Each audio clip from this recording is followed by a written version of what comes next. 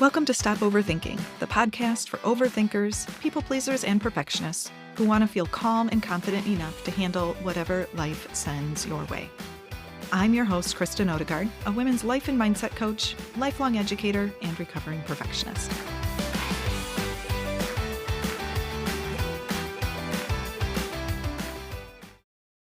Welcome back to the Stop Overthinking podcast. Today is another guest episode. I am so excited to be talking with Alina Nikishina, the transformational coach and mentor.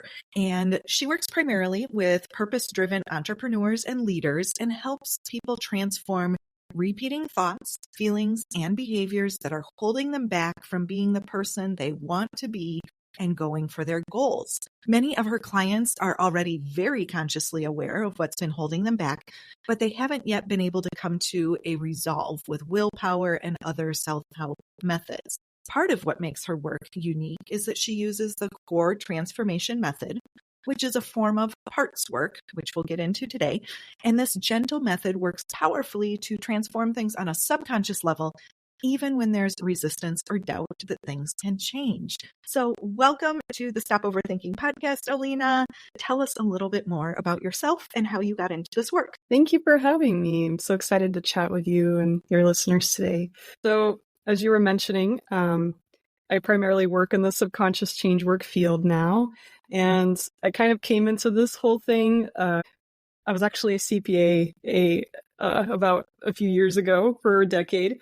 And then my career completely transformed after the firm that I was working for was sold and I got to jump into entrepreneurship. I was actually starting by building a partnership with some people and then decided to go off on my own and start my coaching practice after that. And what I've really experienced was a major identity shift, right? From being this really good student and top employee and knowing exactly what was going to happen every day at work because, well, I had a certain role and I had a certain skill set. So there was a big transition of having to learn a lot of new skills and also become a new person that valued other things that, perhaps as an employee, I valued more safety and more predictability.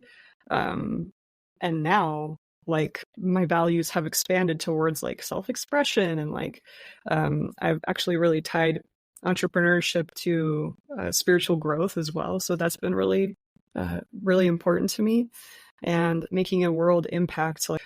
It really matters to me to help all living creatures on our planet through my business somehow make an impact beyond just the services that I provide.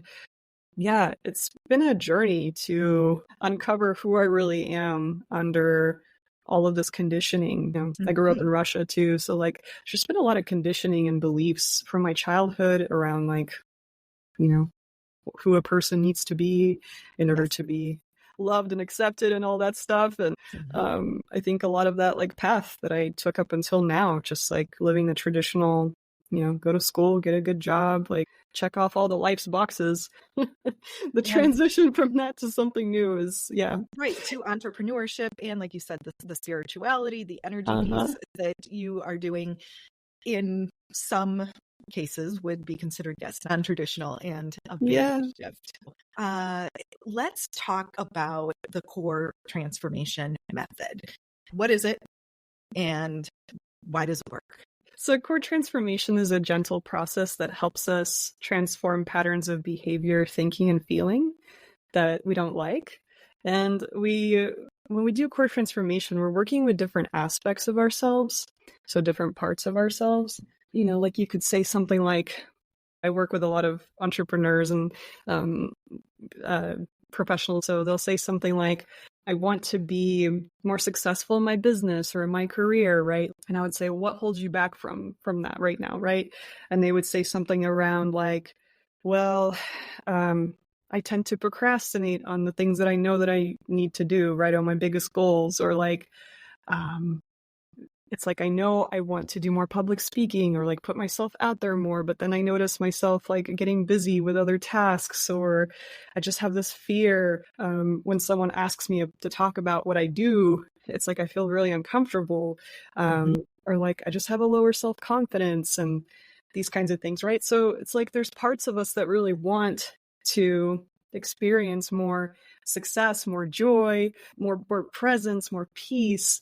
And then there's other parts of us that somehow create these kind of reactions or behaviors, right? That some people call it self-sabotage, or, it's like, why is this happening? And we don't consciously create these reactions. It's almost like they just kind of happen automatically, which means they're happening from the subconscious.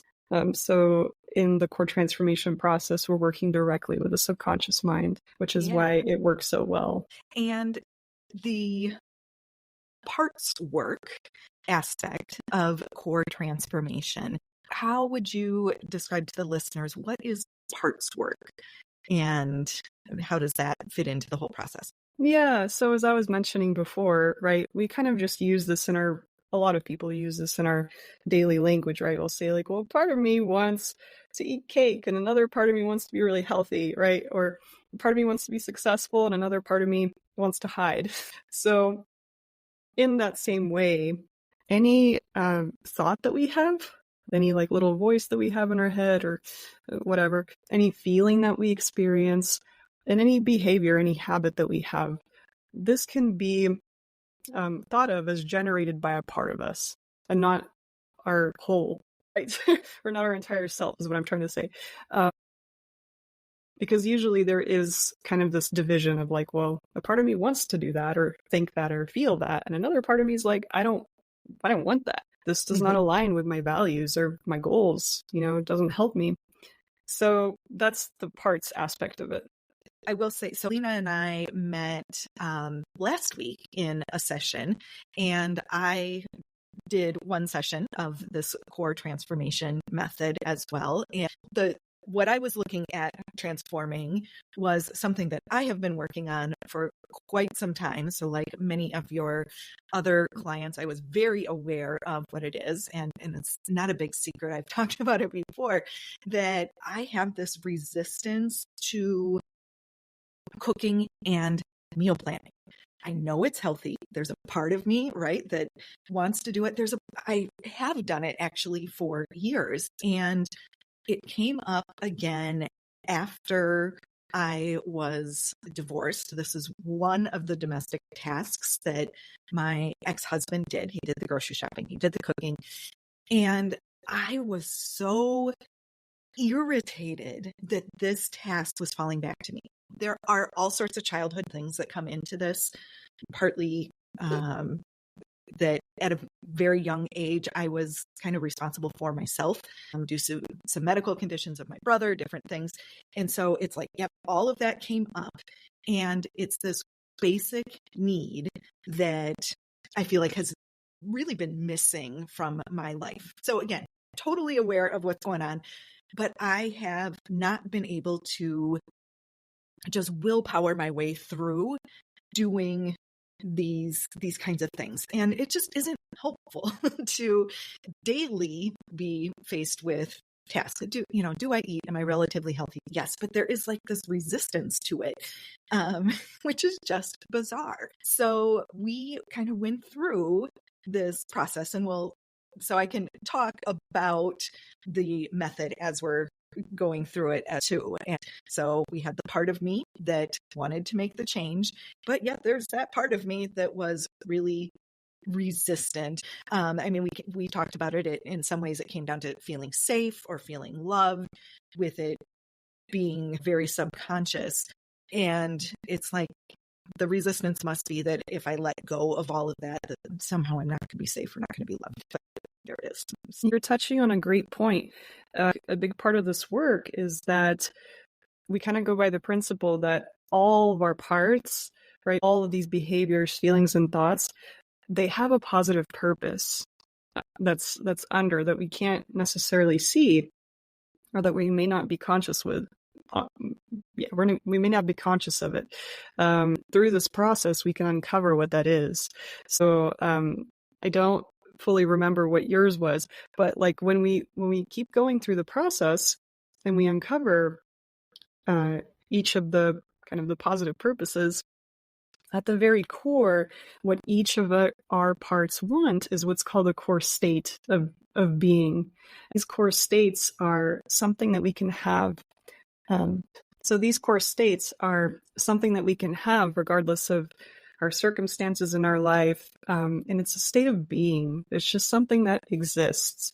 So there's different words for these core states, but, ones that I experience often are like being or wholeness or connection to source or peace, universal love, or sometimes I'll get like great eternal love.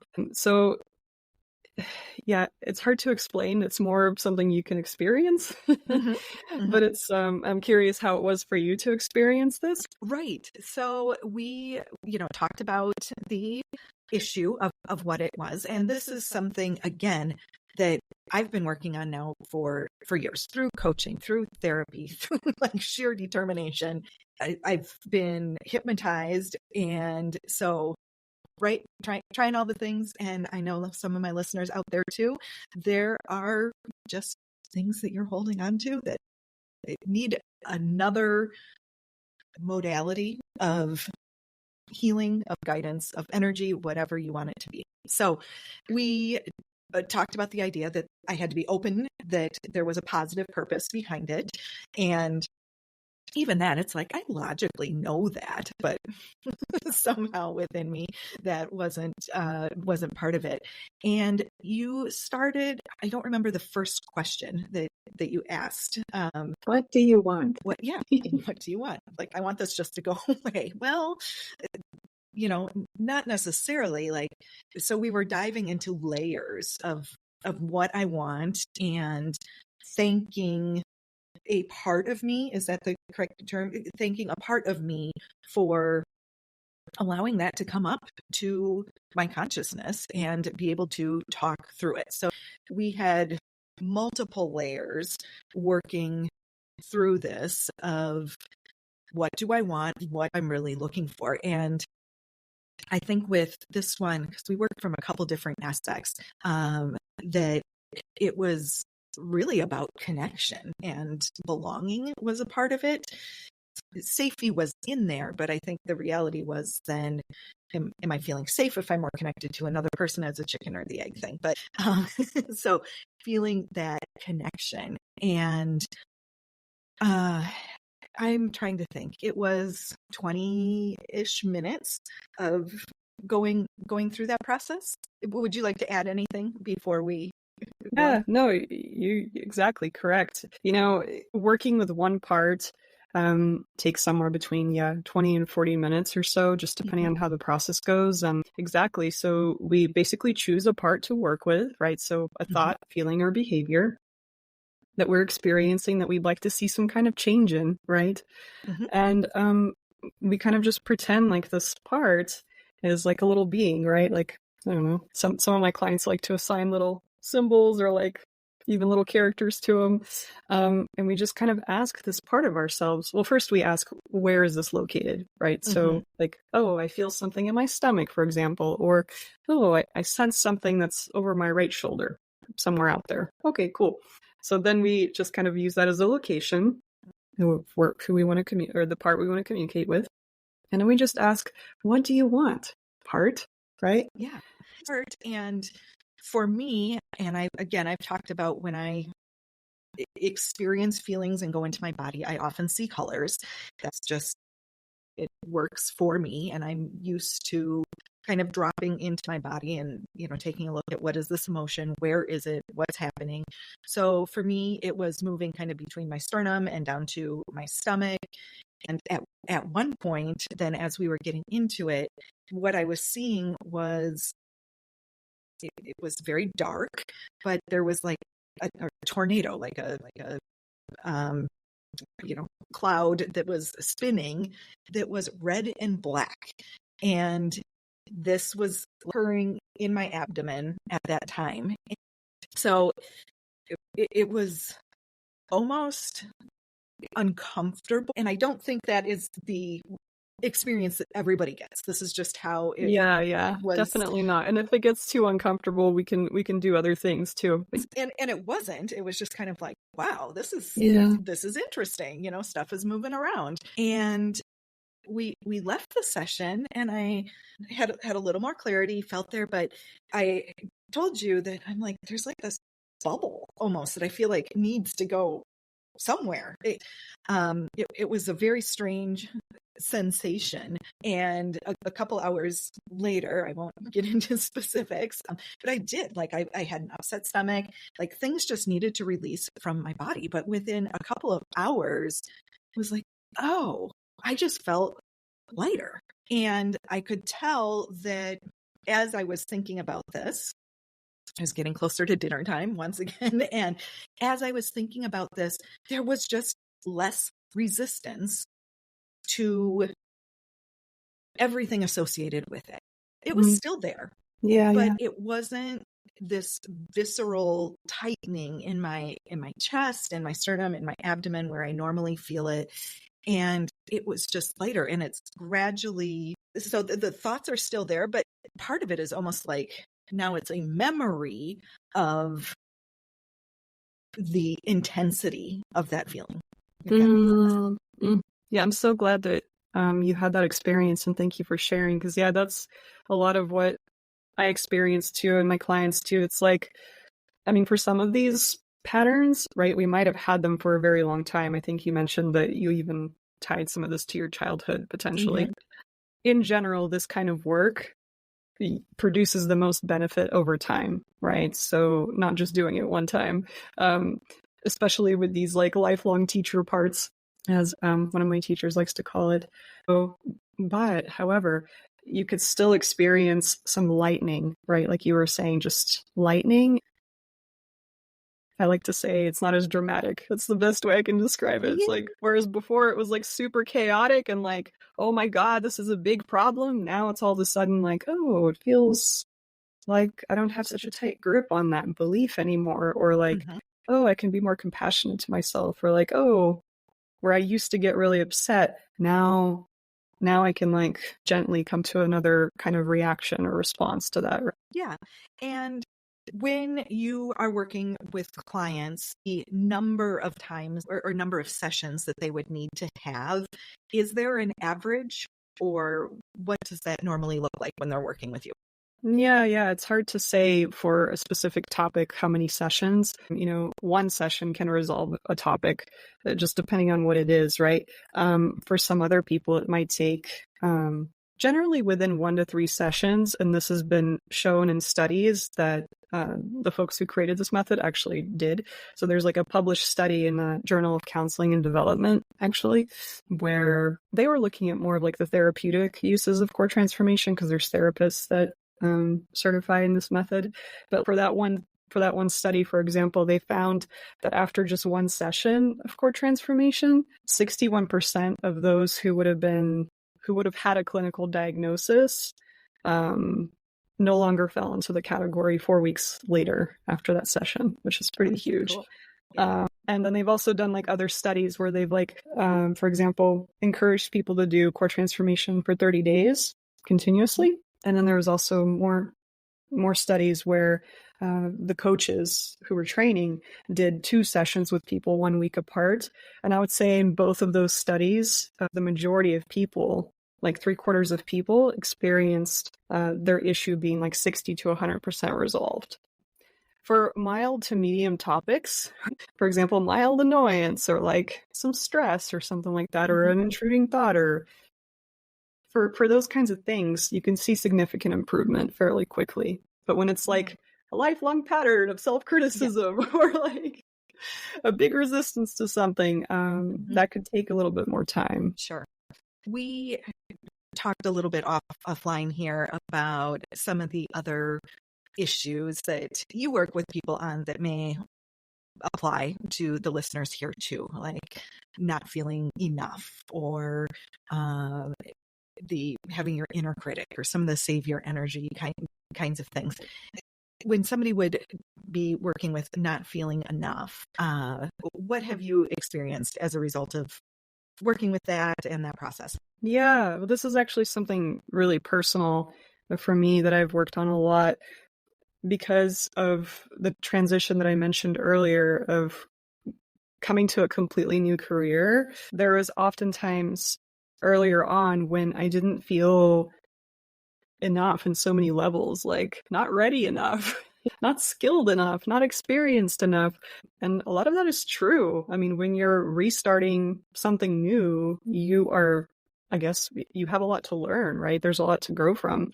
And sometimes our brain just tends to hyper focus on that and not actually look at like, hey, what do you have, right? So what skills do you bring and what natural frequency, like energy do you bring? Sometimes it takes some time for us to train our brain to think like that instead of where are you lacking? And yeah, what did that process look like as you were going through it? Yeah. And what did you experience over time? Yes. So I was looking at some of these like thoughts that I was having and also behaviors that I was noticing myself having, right? So a behavior could be like comparison, for example, right? I would look at someone who's already really successful in their business and I'd say, oh, like they're doing great. If I could only be like them or something like that. And then I would feel this sadness and then I would throw myself a pity party. So I would kind of start working with that part of me that's like, oh, this person, why can't I be like this person? Right. And I would just ask myself, like, where is this part of me that wants that? And I would just work with it. Or just any kind of thought that I had or a voice. Like I wrote one down here. I had one that was like, I'm not that great. And I'm like, where is that little voice generating from? And it was somewhere in my stomach. Okay, you could just work with that, right? So you don't need to know anything beyond just what's happening, which is really great. You don't need to know, like, when did you start that belief or where did it come from? Your parents, your grandparents? You have no clue, right? Sure. I really like that we're able to just work on the surface level and go deep really fast. Like that voice, for example, for me, the I'm not that great voice, when I asked it, what do you want? It said to be as good as them and to be desired. And I said, great, thank you. And then what we do in this method is we actually invite the part to step into what it's like to already have what it wants. So, and this can be done by intention or imagination. We don't want to force anything. It just kind of happens. And so then when this part has the experience of already having that, we can ask it, what do you want that's even deeper or more important? And for this part that I had, it wanted power. So it actually went into power, control, being safe and stable, being successful. And then it wanted to be loved and accepted unconditionally. And then it wanted connection to source. And usually I'm like, okay, maybe I'm done here. And then I was like, is there anything even more? And it was like to be the unique expression of source. So yeah, even just saying that, it kind of anchors me back to the experience. So you were able to kind of be brought back into that moment, even as you were talking about it right now. Yeah. And it's just this part wanted to be the unique expression of source. And honestly, that resonates with just my whole self too. I'm like, yes, I want to be a unique expression of who I really am. I don't really truly want to be like anyone else. I just want to be me. And I want to feel grounded in that. Yeah. So that idea and thought that was there for you, I'm not that great, does that come up at all now? Or if it does, that it just kind of passes through? Or what is that like for you now? Yeah, so I worked with multiple parts that had similar thoughts and behaviors and things like that. So this was like a lot of work over a period of time because it's something that I really was struggling with. And yes, like now I just see myself not engaging in these kinds of behaviors as much or at all, really. Whereas before I would go into these doom scrolls of, oh, look at these 20 people who are better than me. Now I'm like, okay, let's sit with myself and create something. Like, what are you excited about, Alina? What conversations do you want to go have? And I focus on that instead of let's find all this evidence as to why I don't matter. Right. So Yeah. I just don't get into those behaviors a lot anymore. And I'm able to default more to what's great about me versus what's wrong with me or what's lacking. Yeah. And that's So, powerful. yeah. And even from a different level, and what the mindset coaching that I do, and I've talked about here as well, we know that our brain is looking for evidence of whatever that thought is. And so it's on the same sort of wavelength there. If you're able to pivot and you're not looking for evidence of I'm not great, and that is a lesser thought or not there at Yeah. all, now you're able to see much more all of the reasons why that's not true and the things that do make you great. Yes. And you know what? The core state that I was describing before, like this whole, for this part, right? Be the unique expression of source. Like experiencing that, which is what you get to do when you go through this method, you experience it viscerally in your body. And of course, it's not always like this, oh my God, incredible thing every single time. But a lot of the times it is. A lot of the times it feels like a deeply peaceful, calming, meditative state. And sometimes this felt to me was like sparkly and like my heart was open. And like, this is not just some kind of logical thing that somebody was like, but you know your unique expression of source. And it's like, well, yeah, I do know that. But now I know that. I've experienced that in my body, and that's powerful, you know? That's a big part To of be why able this to works. recreate the experience, right? Because so often when you're hard on yourself or you have this deep belief, it's hard to access a part of you where that isn't true. And so going through this process to even just have a taste of it. To be able to know, though, something else is possible, and this is true. So thank you for sharing your experience on that as well, because we know that self-worth is a very common topic on this podcast and something that my listeners are struggling with as well. We had brought up savior energy. Can you talk a little bit more about that? Yeah, something that I've experienced recently that I've been able to, actually, core transformation has helped me with a lot, is this feeling of wanting to save people, which is really not ideal for coaching, right? Because then it's like, I want to save all my clients, which I definitely don't. I want my clients to be empowered and to know that the change comes from within them and not because I did something. I want to give the power back. And in that same way, not just to clients, but to my friends and to family members, anybody that I come across. And my listeners see that too as being the people pleaser, the fixer, yeah, and just wanting to have that control over the outcome, people's feelings. exactly. And also to feel more connected or like to be useful, right? To be a useful friend or something like that. I had some people in my life recently who have been going through a really hard time, really hard. Like your entire world is basically collapsing in many different ways. And I noticed after speaking to a couple of them that I just felt really heavy. It was like this really heavy, heavy energy. And it was affecting me. Like I go into the next day and I just wouldn't be myself. I was having a hard time connecting with people. Yeah. And so I was thinking, okay, let's work with this heaviness. There's part of me that feels this way. And the first thing, I don't have the complete notes here, but I remember when I asked it what it wanted, it was basically like to take all their pain away or like to take on their pain or be in there with them. Ooh, and it's like, heavy. yeah. To take in. Right. And I was like, okay, thank you, part. It makes sense that you would want this.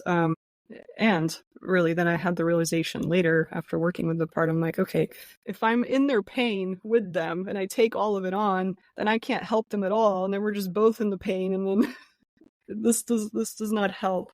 And I don't remember the core state that this part wanted, but I'm sure that it was something around love or connection or something like that, to belong. A lot of my parts want that. So I'm happy to say that I worked with I'm sure I worked with multiple parts. I don't think it was a one-time deal. But now when other folks have since shared really hard things with me, I don't have that compulsion to be like, I don't feel this responsibility to be like, oh, I need to make you feel better, or I need to say the right thing or do the right thing in order for you to feel more comfortable. Or I don't feel that compulsion anymore now. I just am able to be there and be like, oh, yeah, that's really hard that you're can I help you? Can I support you? But there's a healthy boundary of I'm not just going to carry you. I'm not going to take you on because I can't help you if I carry you up the hill. If I take on everything and then I do everything for you, you will ultimately miss out on your lesson and learning from this. And I'm happy to help, but I don't feel this need to take it on anymore. It's really freeing. Really, yeah, I really would great. imagine. And I think certainly I've had aspects of that. And I think many of our listeners can probably identify too, that as women, as nurturers, as culture, society, our childhood have contributed to our thinking, something like that being that helper, the pleaser, the fixer is something that they can relate with as well. When you are working with your clients on leadership sorts of things, is it the same kind of blocks and the same process that you use as well? Yeah, I've been using this process mainly. I mean, I also combine some other neurolinguistic programming, NLP tools, because I really like some of the tools out there that help create temporary quick change. I mean, it creates permanent change over time. It just takes a lot of repetition, but they are quick and they're nice, to calm you down in the moment, change to a new feeling or belief or something like that, so that you can just interrupt the pattern. I really like those things. I mean, that's just things like deep breathing, right? If you breathe in and then you breathe out twice as long, that naturally calms your nervous system down. There's also one where you can for example, find a focal point somewhere out, it could be at a wall, or it could even be if you want to eat a cupcake, you can stare at the cupcake and allow your peripheral vision to kind of expand slowly out to the sides and then kind of wrap around and behind you so that you can kind of pretend you could see behind you. And what happens when you do that is the mind chatter clears and you can decide what else is happening. So a minute ago, I wanted this cupcake, or a minute ago, I felt very overwhelmed. And what do I want to feel? What do I want to think? So it gives you that chance to kind of interrupt things and choose something different, which I enjoy this. And also, I do core transformation because I know that creates change without me having to do that thing over and over again. It works in the moment. Yes. So you're using a blend of modalities then to help people. Yeah. It's like use all your tools. That's what I tell my clients. I'm like, you have a lot of tools. So which one works for you? Fantastic. So if people do want to work with you, where can they learn more about you and what you do? Yeah, so my website's a good place, alinanikishina.com. You can read some testimonials there and learn a little bit more about core transformation, and book a discovery call to just chat with me if you want to beforehand. And then That will be linked in the show notes, so you have a quick access to that. Perfect. Any parting words for our listeners today? Yeah. Oh, I just want to say too, I have a weekly newsletter, Subconscious Success Sunday, which comes out every Sunday. And I write about subconscious work, like different perspectives, different tools that I like. So people can check out that too. And parting words is if you are experiencing any kind of internal pattern, these reoccurring thoughts that kind of prevent you from being at your best, or maybe you have a feeling that comes up and you're like, I don't even know why I have this feeling. I don't like it. I don't want it. But it comes up every time. Or you have these habits. I know these habits don't serve me, but I can't seem to stop wanting to do them. I have a compulsion or something. And you've already tried other self-help methods. Maybe you've tried other subconscious methods too. Take take a peek at core transformation and parts work, because it's truly a gentle, really deep process to acknowledge these different aspects of yourself versus stuffing them down or trying to push them aside. Like, you're actually coming into self-acceptance and self-love. I remember in the beginning of my journey, people were always like, just love yourself, or like, just accept yourself. And I'm like, how do you? And I love being able to offer that to my listeners as well, that there might be something that works better for you or just resonates more with you. So you can definitely check out her website and learn more about core transformation. And if this was helpful, you can certainly share this podcast with someone else who may benefit from it as well. So thank you, listeners. I will be back next week with another episode of Stop Overthinking.